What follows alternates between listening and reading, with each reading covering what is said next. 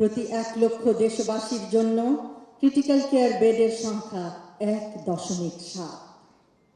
সাধারণ হাসপাতাল বেডের সংখ্যা 1 লক্ষ দেশবাসীর জন্য মাত্র 9টি।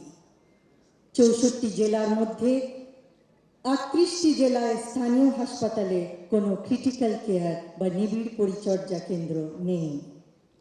দেশের 80 থেকে 90% ইন্টেন্সিভ কেয়ার ইউনিট রাজধানী ঢাকায় অবস্থিত, কিন্তু ক্রিটিক্যাল কেয়ার ইউনিটগুলি মূলত বড় শহরের হাসপাতালগুলিতে। আমাদের 68 থেকে 70% দেশবাসী বাস করে গ্রামাঞ্চলে। তাহলে তারা কিভাবে ক্রিটিক্যাল কেয়ারের মতো সেবা পাবে? কেউ অসুস্থ হলে তার জন্য কিভাবে সর্বোচ্চ চিকিৎসা সেবা প্রদান করা যাবে? নবজাতক শিশু, অন্তঃসত্ত্বা মা, নিউমোনিয়া বা স্ট্রোকে আক্রান্ত বয়োবৃদ্ধ অথবা সড়ক দুর্ঘটনায় আহত তরুণ সকলেই ক্রিটিক্যাল কেয়ারের অভাবে শীঘ্রই মৃত্যুর কোলে ঢলে পড়ছে। কিন্তু নিঃসন্দেহে পরিস্থিতির পরিবর্তন সম্ভব। আমরা সংকল্প গ্রহণ করলে আর কোনো দেশবাসী তার গুরুতর শারীরিক অবস্থার সময় বিনা চিকিৎসায় মৃত্যুবরণ করবে না। সকলে একসাথে কাজ করার মাধ্যমে, সুষ্ঠু পরিকল্পনা বাস্তবায়নের মাধ্যমে ক্রিটিক্যাল কেয়ার ইউনিটের সংখ্যা বাড়ানো সম্ভব। তিব্বত লাক্সারি সো, বাংলাদেশের রূপ।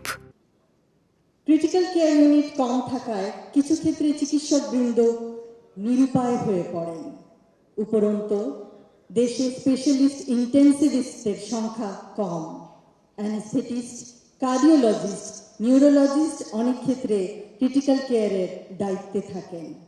এক্ষেত্রে আরও বিশেষজ্ঞ প্রয়োজন, আরও ট্রেনিং প্রাপ্ত নার্স প্রয়োজন, আরও বিশেষায়িত ইকুইপমেন্ট প্রয়োজন, আরও ক্রিটিক্যাল কেয়ারের ইউনিট প্রয়োজন, আরও ওয়েল ইকুইপড অ্যাম্বুলেন্স প্রয়োজন, যেন গুরুতর অসুস্থ আহত রোগীকে প্রত্যন্ত অঞ্চল থেকে ক্রিটিক্যাল কেয়ার সম্বলিত হাসপাতালে দ্রুত আনা যায়।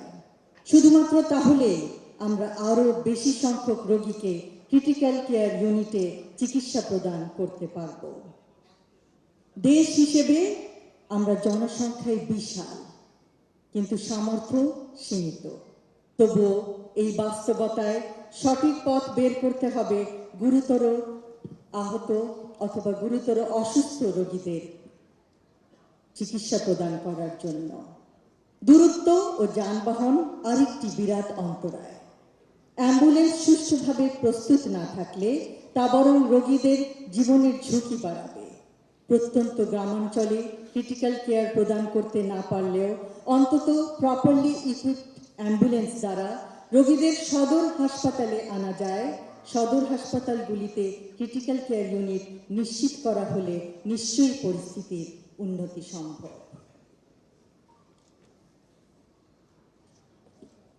আশা করব আগামীতে ক্রিটিক্যাল কেয়ার চিকিৎসা সেবার অভাবে মৃত্যুর হার যেন আর বেড়ে না যায়। একটি মৃত্যু একটি পরিবারকে সর্বশান্ত করে দেয়। আজ Bangladesh society of critical care মেডিসিনের 2026-এর ন্যাশনাল কনফারেন্সে আমাকে আমন্ত্রণ জানানোর জন্য আমি এই সোসাইটির সকল সদস্যকে আন্তরিক ধন্যবাদ জানাচ্ছি। ধন্যবাদ জানাচ্ছি তাদের মানবিকতা ও কঠোর পরিশ্রমের জন্য। সুষ্ঠু ব্যবস্থা অনেক স্থানে না থাকলেও চিকিৎসক ভাই ও বোনেরা অক্লান্ত পরিশ্রমের দ্বারা অপরিসীম নিষ্ঠায় দেশের নিবিড় পরিচর্যা বা ক্রিটিক্যাল কেয়ার সেবা দিয়ে সুস্থ করে তুলছেন। পরিবারের আশার আলো হয়ে দাঁড়াচ্ছেন। পরিবারগুলির প্রিয়জনদের পাশে শেষ